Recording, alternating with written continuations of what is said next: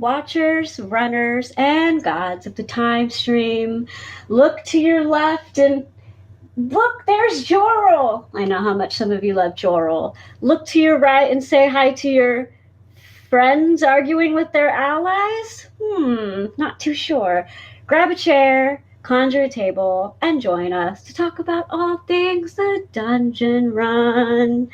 Episode 96 was crazy, and even though not so many things happened, there were a lot of layers. And so for today, we will not be having an Amulets Council. I wanted to really deep dive into the many, many, many layers with somebody who I like to view as we usually don't share the same opinions, but I think we can both logically follow things out together. I think he's wonderful. He is, I would say, my force of good counterpart.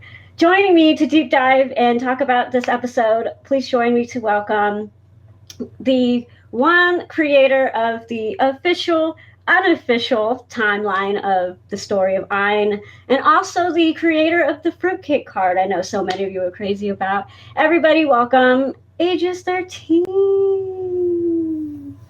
Hello. I got that right? Good intro? Good? Good enough. Good enough. I'll have to do better next time. Thank you again for finding time. I know our schedules haven't really been matching, but I appreciate you taking the time to do this. You're amazing. Let's just dive into it. I want to talk about, we'll start from the beginning because I have a lot of emotions in general, but I have a lot of, I always do, right? The emotions. Yeah, but this is an emotional episode. How can one not? Let's start with the plan and the outcome of the plan. The very beginning, the actual encounter with Persta. I want you to go first on your thoughts in that encounter. Well, I think you, as you noted, I said that the plan went probably better than it had any right to go. So, you said it. It's looking pretty good where we left off. Like with that group persuasion roll went pretty well. It's like you don't usually want Fahima rolling charisma checks, but she did okay. But you had James and Lily there, which are definitely the ones you want rolling charisma checks, and they did fine. The force of evil didn't strike that time. Mm-hmm. It did surprisingly only struck once that episode, but it struck at a very good time. It struck that first persuasion roll and at the portcullises. Yeah. So that, at least it had some effect because it's like surprisingly it didn't strike any other time in the episode, but it didn't do a whole lot of rolling though. So it was a really, really good card. Breva definitely outdid himself with that one. That was yeah, Breva, you masterful card lover. It was a really good one, and I know we're not big on repeating cards, but I hope there's a similar card in the party's future. It was just really well done. Luck was on their side, I guess. How about that dice box, guys? Just saying. No, but it was a really good card. I think for me, I agree 100%. It went way more well than it should have. I think for what the big issue with their so at the end of last episode, everybody was kind of like holding their breath, and I, as a mod, was really watching that spoiler channel because so many fans were wondering how it was going to go approaching Persta using magic, right? Like that was the big kind of question mark. So I think what really just bothered me, and I think is an overall theme of this episode, which I love, is the whole aspect of heroes, right? What is a hero? What is a good guy? Allies, all that kind of thing. It was definitely a really heavy theme in this episode. Yeah, and I think, right? For me, that starts off right off the bat. I think the party, which is great storytelling for the record, but I think the party right now is really struggling with what it even means to be the good guys. Especially Civ and Ugo. Which we'll get to, for sure. But I would disagree it's the whole party, though. I mean, yes, they're on the far end. To different extents, but yeah. Yeah, different extents, but they are... I don't think they get it. So for me, one of the things that stuck out in this scene and has been a continuing issue for me I don't know if I've said this directly on the watch party, probably not, but I'm not that viewer where it's like, okay, here's the main party, you're telling me they're the heroes, they're the good guys. That's not how I view the show. I think Jeff has done such a good job at spelling out a world and how, there's so many layers and characters are still moving and characters are still doing stuff. So I have definitely more of the mindset of I'm team NPC. I'm team NPC, and just like the NPCs, you have to convince me why I should call you a hero of Bingle. You tell me, besides being a main character, what right do you have being called that? And that's kind of been my kind of perspective throughout the show. We got to see them episode 1 as little adventurers, right? They're not Superman, they're not Spider-Man, they're not inherent heroes. That's kind of what for me this journey is. And they're just not, I said it a little bit on the last watch party, but they have such a entitled hero mentality right now where it's like, we're the good guys, do what we say, do what we want. And it's like, I'm so glad Jeff in some ways is finally pushing back on that a little bit. Because here you have Persta. Fesh has said 1,299 times that Persta is a reasonable, good, lawful person. So as far as he knows. As far as he knows, yes. But for all intents and purposes, your ally who knows her, who knows the city, is relaying this information to you, right? They don't listen because she has this band and because she believes something different than them. They're already viewing her as some, in a way, villain. I think it's fair for them to at least be skeptical. Like James wanted to contact Persta in the dream because James doesn't know Persta. He's seen her, so he has enough of a link so he could actually cast a dream spell to her, but he doesn't really know Persta. So he doesn't have a sense of who she is as a person.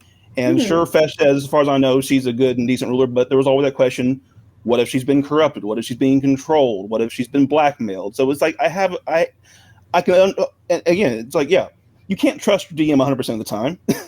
They're going to lay traps for you sometimes. And that's fair. And I'm definitely not. So it's perfectly reasonable for him to, he's like, all I did was one dream spell, just one kind of feel her out a little bit, see what she's like. And that's perfectly fair, I think, to want to be cautious approaching this person. Fair enough. I was a fan of having the dream spell in general because, of course, we get to meet her. My issue is, and I'm saying it more as character, not player. If you have a person in your life who you trust, who is an ally, and they're telling you information, you're gonna. I still think even in character for James to want to verify, trust but verify. So we've only seen basically a few very short scenes with Persia so far, but we've already got a pretty good sense of her character already. Yes. Like the scene, like the end of I don't want to skip ahead, but like the scene at the end where she, dresses down the guard is kind of like that really shows you a little bit more about who she is. So it's like in the short time she's had screen time so far, we have a pretty good sense of who she is. We had a pretty good sense of who she was before that. That's my issue. The dream, we got a pretty good taste of what she was like in the dream. James got a pretty good look of what she was like in the dream. She followed through on being lawful. That was very stated, again, 1,299 times. I mean, I feel he could confirm everything Fesh was repeatedly telling them through the dream spell. My issue wasn't even that. That's fine. Be skeptical. I understand that. You don't want to just barge in there. But tell me, you now know this person follows the law. Tell me, in what world does it make sense for a hero, a good guy, to disguise themselves? If I were to barge into your house, Aegis, I were to barge into your house and say, my name is Sarah. Oh, man, you caught me. I'm in disguise. Listen, you need to trust me. You need to talk to me, hear me out. I just don't get why their approach is always so theatrical and in a ways manipulative. They always feel like it's this big thing. They not once actually tried to talk to her in the first place. The only reason they had that amazing, which we'll get to, conversation in the jail was because their other plans failed. They didn't put any Well, no, they were trust. planning on taking Beale to Persta, but of course they didn't think for some reason didn't think that of course we're going to have Nightstone mages at the gate. Which is very, But yeah, then all of us. they immediately asked, get James like first round of initiatives, like get the chief regent, bring her out here. So They why? wanted to get to Persa to talk to her personally. They did. So why the manipulation? I'm just trying to say, when it comes to good NPCs, good allies, they don't trust anybody. If you're not already on board with their plans, they are very big on manipulation tactics. They're very, let's make it her idea and her dream. There was nothing forthcoming about the dream. I'm fine with how it went down, but there was nothing forthcoming about that. There was nothing honest about that. It was, in all intents and purposes, a manipulation tactic to get her to start shifting her mind. They just walked in with disguises. Again, they didn't think that they had magic. It was never going to work out.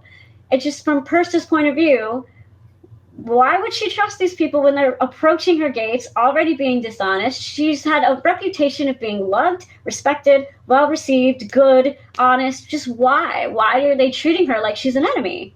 Because she was treating them as an enemy. They have wanted posters all over town. But it wasn't her. I just don't see why it always has to be some big. I wish they would have talked to her the first time around. I know 2020 is hindsight, but they never gave her a chance. They never gave her a chance. They basically fled the city in the middle of the night. So it's like, I feel like they doubted Persta, kind of where Civ is at, and maybe Civ should be the one in jail with them right now, having that conversation with Persta, which we'll get into. That would have been a very different scene. Very different scene, for sure.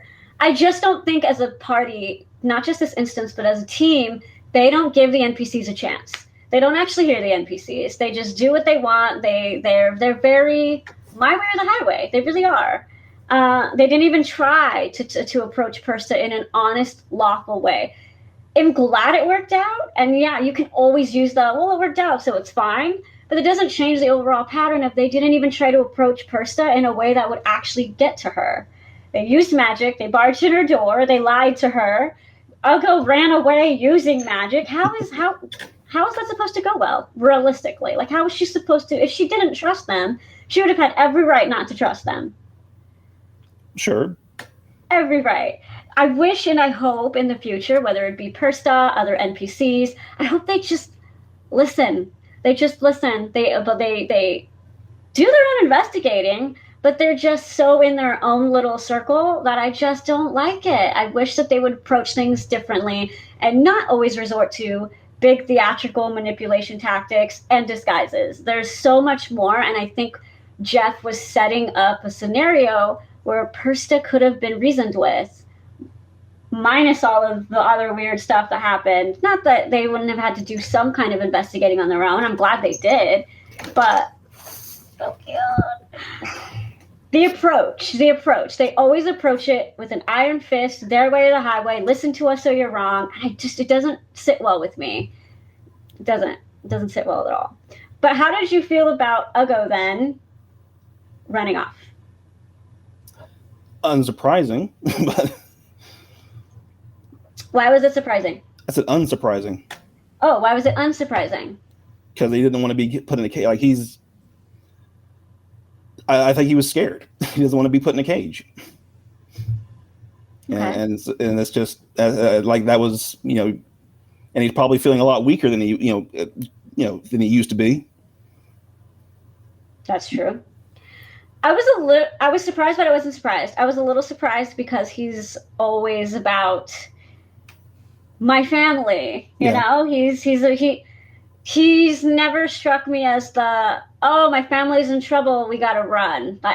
He left them for all intents and purposes. No, I mean he's run before, like when Cal showed up at the cheesemonger's mansion. So they were all running. They ran together. It was not wrong. It was not Ugo took off. They were as a group running. This is the first time he did the running on his own away from them, right? Yeah. So that surprised me. I like that he screamed out loud, "I won't be put in a cage," because I understand his thought process. But it was still surprising to me that he was so quick to bail. Oh, I think he's probably, at least in some level, ashamed of himself for doing that. he's not gonna feel good about himself. Even if it looks like things will work out for the best as it is right now. It's like person is taking the evidence that Beale confessed to and having it corroborated, and it seems to be like I said it's all going to work out most likely in the party's favor in the long run, as long as Civ and Uggo don't do something horribly drastic like bring demons into the city. Right. So let's just dive into that really, really, really layered conversation. Let's just dive into it. I thought it was interesting how right off the bat, it seemed like when Civ started to teeter, he started to throw his little you're not helping and now my friends are in jail and you have to do something about it. He did. He started that. Fesh almost had him calmed down. He was saying, he was talking about, he was being honest and like, is it really realistic to change someone's life views in a dream? Like, come on, Civ, tone it down. It's not my fault. It's He told Civ he was naive. Right, straight up. He was like, I think you're being naive. Like, Fesh stood his ground and Civ was calming down. I think he was processing that. And then you have Uggo, who came in and he was just like, yeah, they're not the only ones not doing the stuff. What about you? It's just the fact that he threw the stone. Uggo conflates pacifism with neutrality. Yes, he does. Oh my gosh. Okay, let's get into it. That was, that's what Torvald was pointing out. Is like, none of the Natural Order has ever been neutral in this fight. They've had a very definite agenda. They are trying to find and save the Wardens because they believe the Wardens are the protectors of the realms.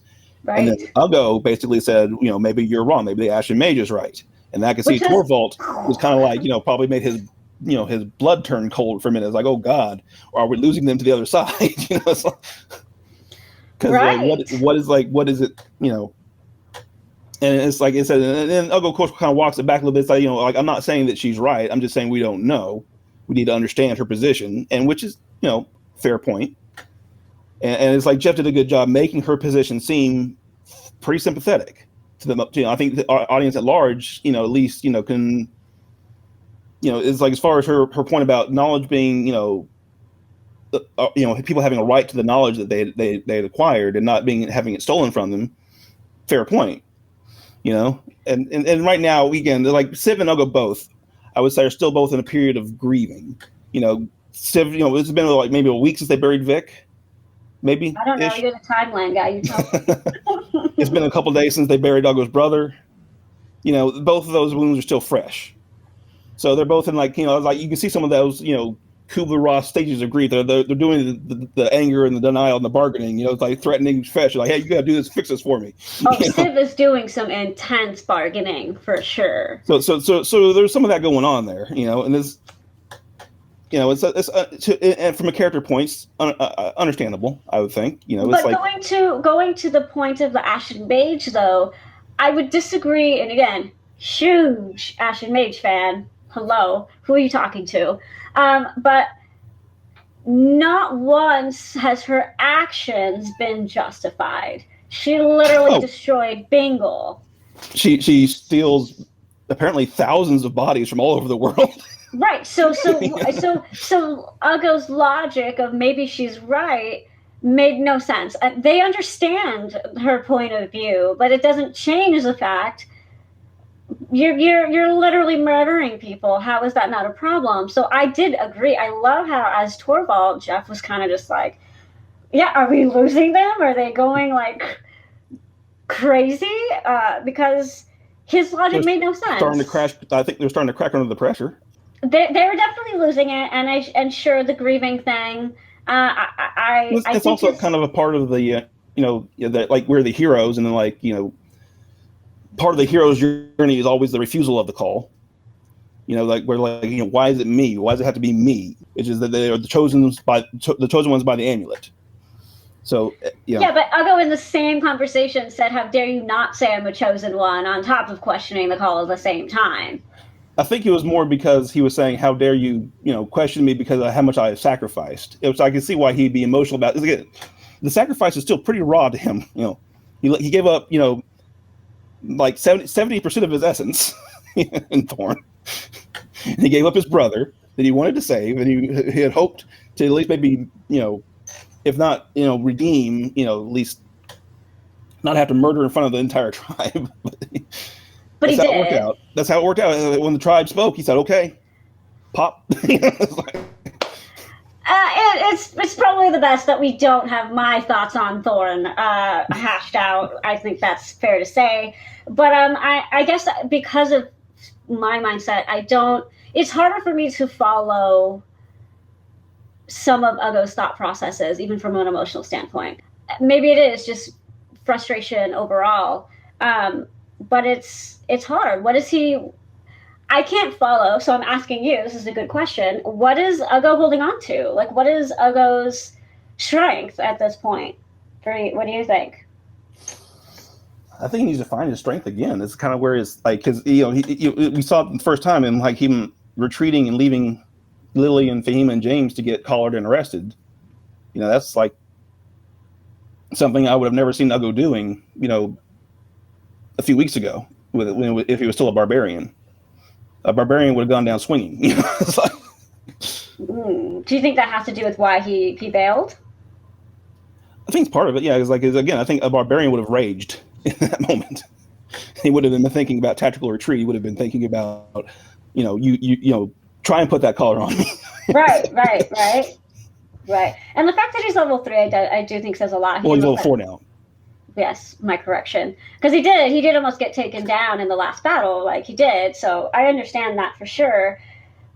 But then why? I would love to hear from Ugo why he felt the need to throw that stone at Civ. Like, what was the point of kicking the tabaxi when he's already down? I just don't understand it.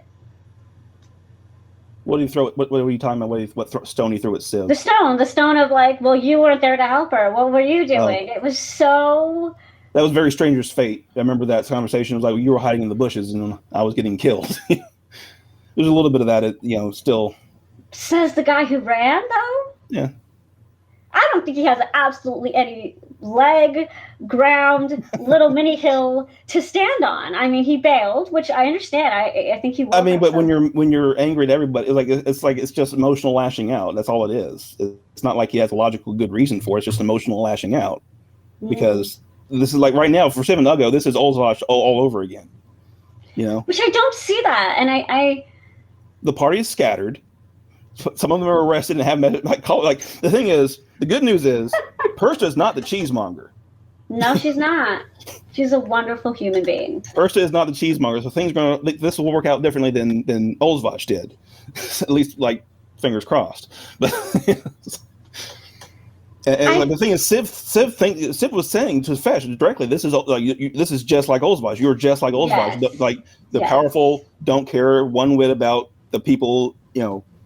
And I can feel where Civ is coming from. It was like Shantytown was decimated. The only people who survived are the ones that broke the law and snuck into the wall somehow, or one or the other, or fled and God knows where they are. So I get that. I get why he feels that way, because again, Persta's she wants to be just, she wants to be good. At least that's what it appears to be. So it's well, hey, for Civ, that's definitely a shocker. Yes, you'll probably not get the same reaction from the Prince of Olzvosh. Yes, no, and I think that, and I can follow Civ's logic in terms of how he feels this is Olzvosh, and specifically his anger towards Fesh, right? His anger towards Fesh is like, you did nothing to help the common person. And Civ has been very clear. I could follow, even though he was throwing a tantrum. I can follow Civ's logic even through all of his anger. His whole point is, he doesn't care about Turles, right? He does not care. He's made that very clear. There's no if, ands, or but about it. He feels that Fesh, and when he said, I don't feel you're on my side, in his mind, Civ is not a hero. He's a common person, and Fesh gets to decide who is worthy and who is not worthy of defending, saving, that kind of thing. Like, that's Civ's mentality right now. So for him, he's like, great, now your heroes are in prison. What are you going to do about it? In his mind, it's like, these are people you care about. Take care of it. And I think that's kind of where his forcefulness is from. obviously, I hear ya. Trying to say demons should go. Threatening Fesh is a big no-no. Mm. You should not have done that. That's probably one of his lowest moments yet. I would think. Yeah, but at least I can understand it. I think Civ has been slowly cracking for a long time, and no one, with the exception of maybe Wax, recently has really done anything to truly pull him out of it. No one has. I will stand on that hill that the party has done absolutely nothing to try to help him get out of it. They're very much have ignored it. They've kind of been, oh, like, give Civ his space. There's been so many times where, like, Civ has reached out as a character, and they're just kind of like, like he's just supposed to get better. And I feel like this is such a natural, organic result of, again, like, even that's just one example of, like, Ugo kicking him when he's down, of Civ just losing it. Because it wasn't until, now that you know what I mean by stone, it wasn't until Ugo threw that punch that Civ completely lost it. And that's when he was just like, do this, do that, I don't care, you orc. Like, he was, the only thing that Civ has going for him is the fact that he cares about his family. The 5 of them, that is the only thing that is keeping him going. So the worst thing anyone could have said to him in that moment is, oh, you're not even trying. You didn't even try. He single-handedly got Beale's location. He single-handedly did a lot of productive work in Turles on his own. How dare you say that? Like, I get Civ's snap. I don't, and maybe there is none, because you said Ugo is such an emotional, cute little barbarian. Ugo is a person who falls his. I wouldn't look for as much logic with Ugo. It's more of like reactions. Civ is, of course, a higher intelligence character. His behavior falls more of a logical pattern. Ugo's is more of a reactive pattern. For sure, and I see that. But what I'm saying is, it happened how it happened, and it was a good boiling point episode. But someone in the party needs to be the level head, because Civ needs someone to just not kick him.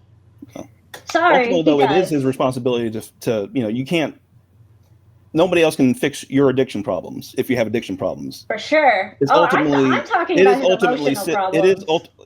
It is ultimately Civ's responsibility, or his job, if he can, to claw himself out of that hole. Oh, good Lord. He's so cute. The backseats. I agree, but I'm talking from an emotional, supportive angle.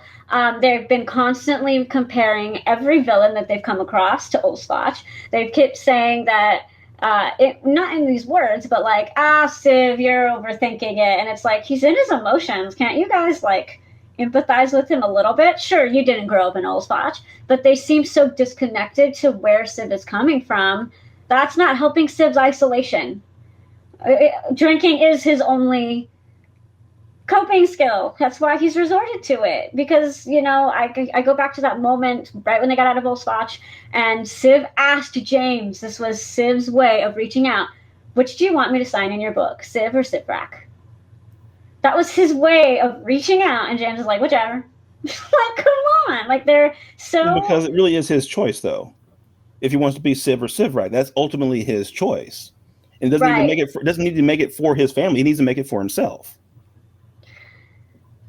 Do you really think that's what happened there? I'm not saying that's what James was implying, but I'm saying that's just the reality of the situation. Right. Well, if there is no group camaraderie, if there is no accountability, and it's just straight up, be whoever you want to be, hello, now you have Civ bringing demons in Turles. So it's like, this is what the natural consequence of that is. I think Civ has been reaching for help, and the whole point is the party has attempted to unify. Even right now, these arguments between Civ, Fesh, Torvald, Ugo, you got to come together as allies. I would argue, my response to that is, no one can make it on their own. That's the problem. No one can do it completely by themselves. When crap hits the fan, you have to rely on people. You have to have allies. You have to have friends. You have to have a support system to pull you out. Because not everybody can do, especially what they're going through, right? Even in a fantasy world, they're going through some heavy stuff. No one can do it on their own. And I think that's kind of my point, and I would love for the party to see that. They are turning on their allies rather than using them. I think that's what I mean when I'm like, they don't listen. They just think that they have it on their own, and maybe this is their big frustration by not being able to take care of it on their own. They're ultimately pouty because Uggo and Civ doesn't know the plan went okay. They don't know that. They think they failed, and they're upset that they can't do it. They're defeated that as heroes they can't save the world on their own. And I think it would be wonderful for them to realize, sure, they may be the chosen ones, but hello, you can't do it on your own. That's not how life works. Like, there's that naiveness that you can just, as Fahima, right, walk in, blow everything up, save the day, and move on. Like, that's not realistic. And I think I'm hoping a beautiful learning point from this episode is that when your allies can tell you 1,299 times, we can trust her, she's good, she can be reasoned with, just listen. Try to take that angle. Put your trust in someone else other than yourself. Like, you have to. You just have to. Oh my God, that was a very passionate speech. But I'm hoping that kind of what you said, and I don't know if we said it on air, so you can repeat your wonderful line that, like, we both basically agreed that it was a great place to end the episode. Right? So give your thoughts, because I know you said it off air, but why did you think this was a good spot for Jeff to end the episode? So, yeah, the ending where, like, basically ended when he revealed that the symbol for the natural order was the light and the darkness. Because it's always been described as like a teardrop shape, which is out of context. What does it mean? Anything. It's just a teardrop shape with some arches around it. And then the fact that it actually represented maybe even the, it's like, the candle queen kind of, it's the light and the darkness, the light of truth. And when Uggo realized that, that kind of broke through his defensiveness and aggression towards them, because, like, he was accusing them of being, neutral or not doing enough, and when they've been all along, working to bring the light of truth back to the world. Mm-hmm. So he's like, kind of shut him up. Like, good. Because Torvald, like you said earlier, they never weren't seeking knowledge. They never accused them of trying to hide the knowledge. That was never their thing. I know that was his reactiveness, but because his reaction is because of their secrecy. So, like he said, like, they use code names. They call themselves each other the scholar, the sleuth, the what was Torvald, the guide? Yeah, the guide. So I can see why he thinks that they're, like, hiding stuff, because they sneak around into a closet, broom closet in the Abbey, rather than using the public teleportation circle. So yes, the natural order has been secretive but that's because they're scared. They know that there are powerful forces arrayed against them. But I would argue it's nothing to do with being scared. It has everything to do with the one word the party hasn't grasped yet, which is tactical. Because if everybody knows everybody, Torvald's pretty scared. No, he's not. Leave my timid guy out of this. But I would still argue it has nothing to do with being scared. I think it's tactical, because they have stated in an episode, if they all know each other, they all know everything, and they get kidnapped, they could potentially all be done for. But if you don't know everybody, and you don't know who's in the order, and everybody divides up their information, it's tactically smart. You now have a working organization where even if one angle gets taken down, it's still functionable. You can send 2 of their members to jail. Hello, they've also been there, comparing to the party, and they're still functionable. They don't break down because one person is out of the picture. They're tactical, they're smart, they are organized.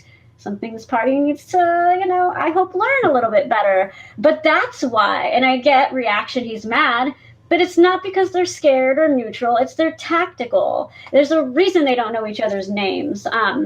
But I'm hoping that they understand that. And now that with that, I also agree that wonderful ending of just kind of hope for, trust us. Well, I think if this works out well, I mean, Civ will have to probably admit that, he was wrong about Persta.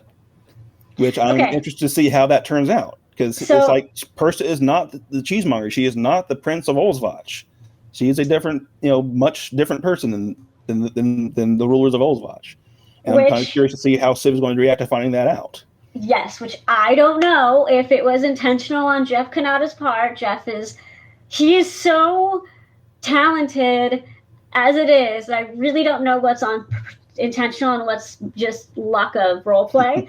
But that's why I thought it was so wonderful when Torvald was saying, we have no trust and we need to rebuild that, because exactly he ended it on that hope, that kind of knowledge note. And so in theory, next episode should be about, look, we're your allies, trust, kind of what I've been saying. It's okay to trust Persta and the fact that we, as your allies, trust her. It's okay to not just do it on your own. And that scene when Civ meets Persta is going to probably be one of the most satisfying scenes ever, because Jared K. Jack has played this spiraling character so well and organic that Kim getting that light of hope is just going to be that much more satisfying, because it was that much more believable that this man is about to throw demons into this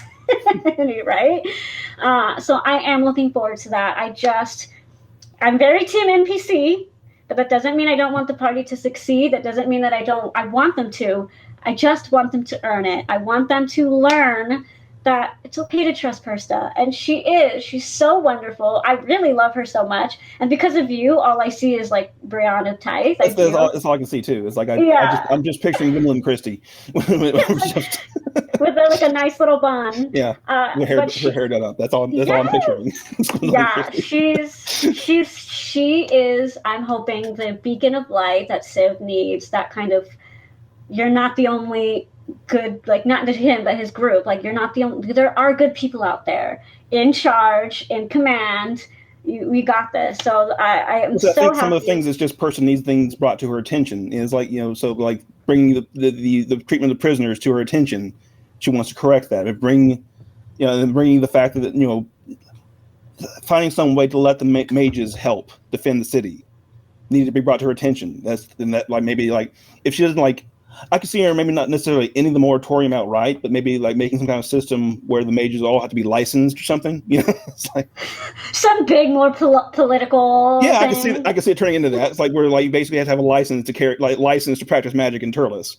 But if you're but that's I was still kind of as a win for the party if they got the moratorium lifted to the point where somebody like Jorl could have a license to make magical weapons in the city, and that's fine. He could just that's fine. But my point though is she was always reasonable. Like you said, you just needed to bring it to her attention. You don't need to manipulate her. You don't need to have some big performance. You don't need to trick her. She was always a good, logical, lawful person. And I hope that in the future... You can't always count on that though. But you can trust your allies and what they tell you 1,299 times. You gotta trust. Aegis, trust. Can you trust? You gotta trust. Trust me. Trust me to tell you need to trust people. You have Never to. Never trust your DM. What? See, no. I think it's a trap. It's a trap. This is why we're always going to be on opposite ends. But I do find it funny that the force of good person is telling you not to trust. Keep that in mind. You got to trust people. You do. It's unavoidable. I think I know a lot of people don't. I really thought it was a tense, but such a good episode. I didn't even rate it. We just kind of dived right in. I'm going to give this episode, I'm going to give it a 7 out of 10. I think the content was really good. There were things that gave it a lot of minus points, but as far as just the depth and the layers, I think it was the role play. I think it's that Act 2 session that we needed with just accountability, getting more realistic and hopefully enacting that beam of light and trust, and just, you don't have to do it on your own. I'll say maybe rekindle the spark sort of thing. There you go. Do you want to, you don't have to. Do you want to rate it? You want to go? I would agree with, like, I was thinking maybe like, yeah, 7 or 8, something like that. Is, pretty good, but not perfect, but there very few episodes are. So it's like, there's been some that have been pretty close. I said there's been a few close. There's a few, like Stranger's Fate. It's just about perfect. Stranger's Fate and Voyage into Madness. Voyage into Madness is a good one too. Yeah. Pretty dang close. I would argue the Guardians I loved the Romp in the Rain. I think it's one of my favorites too. It was like when they all get drunk and go to the sea and decide to go to the sea hag before things go really, really bad. Guardians of the Treasure was also a solid. Very good. That episode was so close to being a 10. It was ridiculous. I think I did give it a 10. You might have. I can't remember, but there's that 10.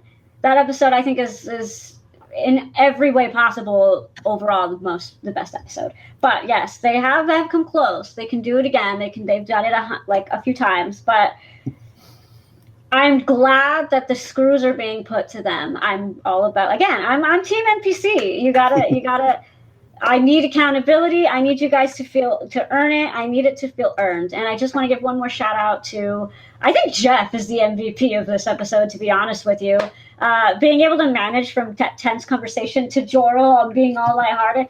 He's barf-tastically talented. I wonder if he was using, like I was looking, he said Jorel was in jail for 47 days, which by my notes would put them, he was arrested 2 days after they left Turles. So so that would be like he was, the day they arrived in Bengal was the day Jorel got arrested. I trust him. He's the timeline guy. I do. But I give Jeff massive props, but I also want to give one, probably not my last shout out, but I do want to give one more shout out to Jared K. Jack for his story he's telling with Civ is so just believable. And I know for a lot of people it's too real and it gets to that line, but I will argue that makes the best story. It makes the win that much better, I think. So I give him kudos for doing that. And Jeff Kanata, you are just grossly talented. Overall, good episode. I'm really excited to see next. I think I'm looking forward to the most is Civ interacting with Persta. Hopefully it goes well. So I'm not sure how much direct interaction they're going to have, because like he sent Fesh to talk to Persta. And that was where we left off. Was Fesh put on his coat and hat basically and walked out the door. They're about to Persta, I guess. I'll see what I can do. They're about to force umpteenth time. Yeah, I know, right? They're about to force poor Torvald to do magic in the middle of the city too. If they get that man arrested, I'm coming for you. I swear to God. I think Persta's going to.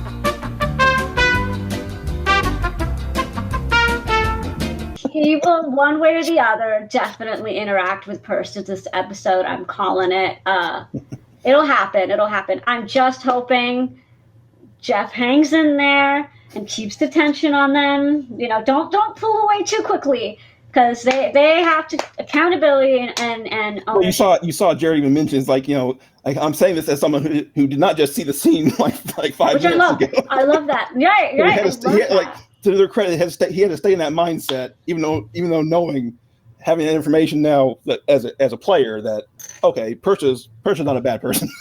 No, yeah, so wonderful. So I'm really excited for that interaction. I'm really excited to see that spark in Civ, whether it happens this episode or not. And I'm excited to think about you when we spend another episode in Turles. I'm hoping gone by intermission. I know that's never going to happen. You're the first person I'm smiling at when it goes the entire episode. 2 more episodes, at least. I'm okay with, by the way, but you're just so cute and optimistic, and I love it. I really just want to see.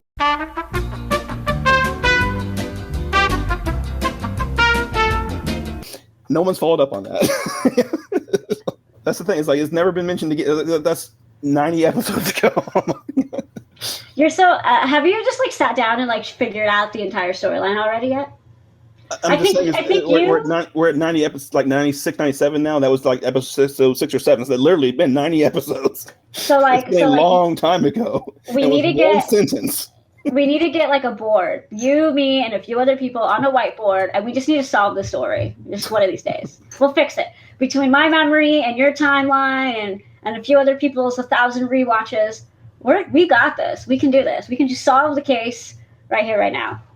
I think we're missing a few really big pieces. We are. That's what I'm saying. There's a few big pieces that we're waiting for. Either the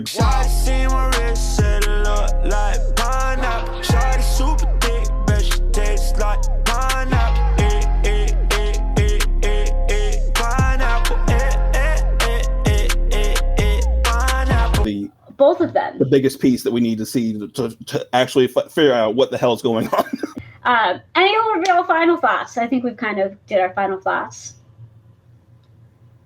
We'll do another one where it's just incomplete conspiracy theories, and we'll just solve the damn mystery. Because no, there are a few big pieces. Jeff has been dying for them to. Don't mess with my favorite NPC that's alive. Okay, let's just not. Thank you, Aegis, for joining me. I think we covered some pretty good topics here. I think we agreed on the important things. You're wonderful. I'm glad you have a working microphone.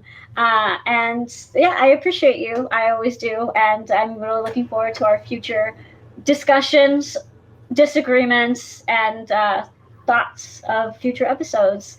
So thank you guys. Stay tuned for Wednesday. And everybody, don't forget, humankind. Vivo!